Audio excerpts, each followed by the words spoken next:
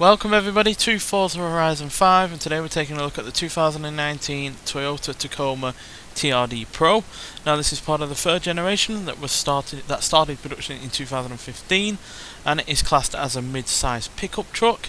Has a 6-speed automatic gearbox, and yeah, this is pretty much the same along lines as the Forerunner and Tundra, which we've already looked at, because they both have the same TRD Pro package, which basically gives some visual aspects added to it, like the new grille, a TRD skid plate, and a few other elements as well, but nothing really in terms of performance. But yeah, still, this is a handsome looking truck overall, just like the other two are really rather good looking off-roaders as well. And yeah, the crucial difference between this and the other two though is the engine. Now, the Forerunner had a 4-litre V6, the Tundra had a 5.7-litre V8.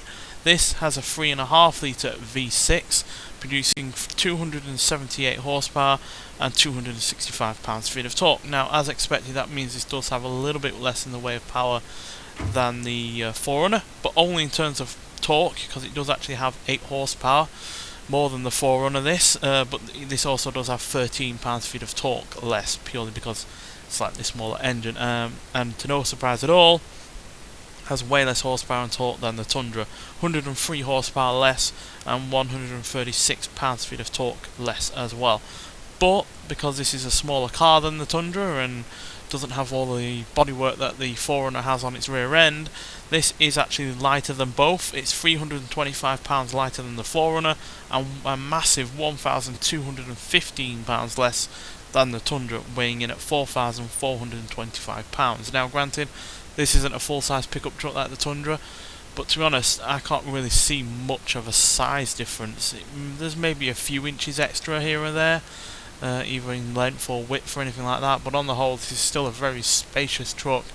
Plenty of space in the back, plenty of space on the bed, which, yeah, got to be more than able to take whatever you need, and it's plenty luxurious enough on the interior as well. Everything's there, everything's functional that you'd expect it to be.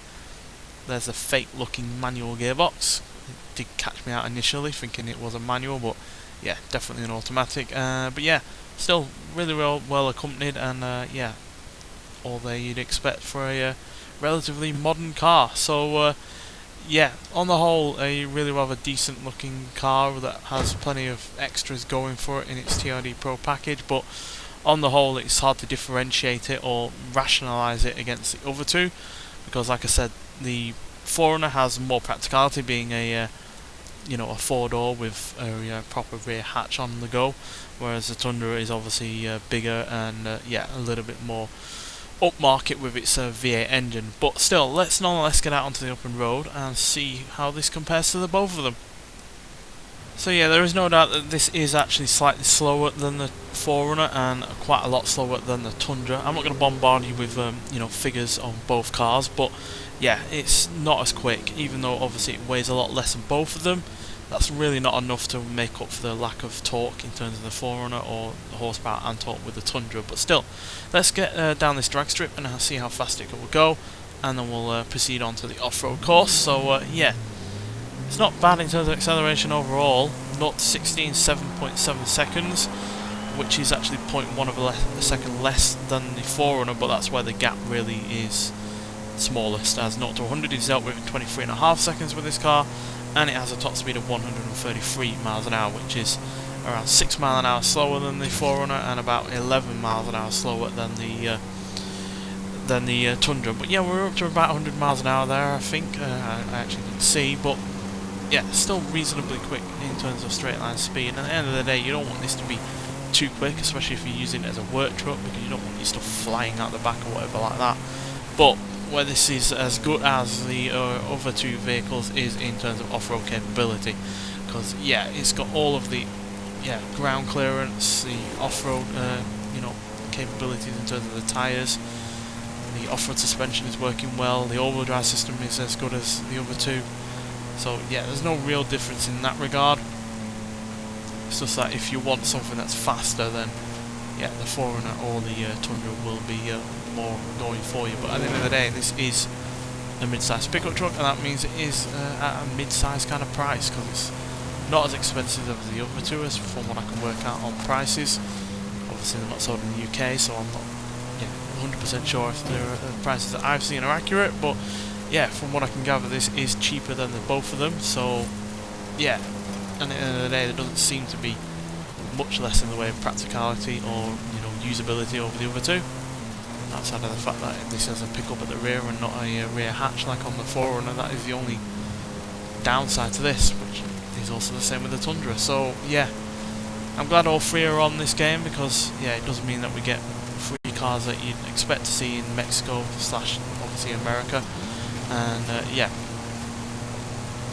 gives us a few more ordinary everyday kind of vehicles to properly drive, which yeah, we've been seeming to be lacking a bit in as of late, with a lot of cars that are added to this game or have been added in previous games, where yeah, you generally don't get more everyday kind of vehicles, and this is those kind of everyday vehicles that we quite frankly would like to see, and yeah, hopefully we'll get more of them, to be honest. But yeah, still, this is a good car in its own right, but obviously if you're after the more speed and acceleration, then go for the other two. But still, as part of the car pass, I'm happy for it to be in the game, even if it is on the whole a little bit similar to the other cars, while obviously being a little bit on the downside in terms of acceleration and top speed. So yeah, but still, really like it, and I'm looking forward to seeing what it can do on Extreme Off-Road Silly Builds, given the drift version that we took out recently was hilariously quick. Fastest car that we've had on that series so far, so yeah, looking forward to seeing what this more standard version can do in comparison. But yeah, on the whole, I do also feel that this is a better handling than the other two, even though the stats won't, reveal it, because they're either the same or slightly worse. You can definitely feel the reduction in weight in this over the other two.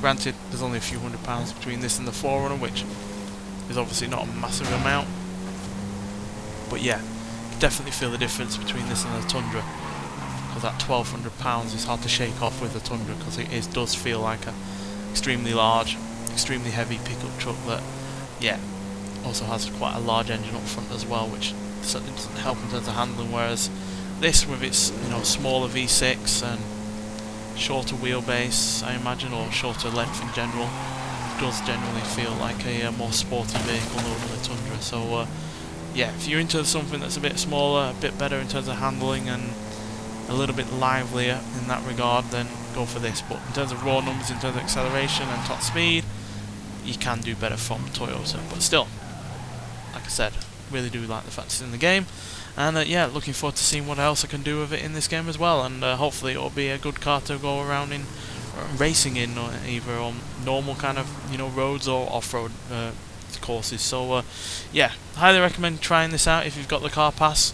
I don't see why you wouldn't if you had the car pass, but again, if you still haven't got the car pass, then get it, because there are plenty of more vehicles to come that we're looking forward to, and then there's still 3 more to be revealed later on in the year. So yeah, nonetheless, thanks for watching, and I'll see you in the next one. Bye.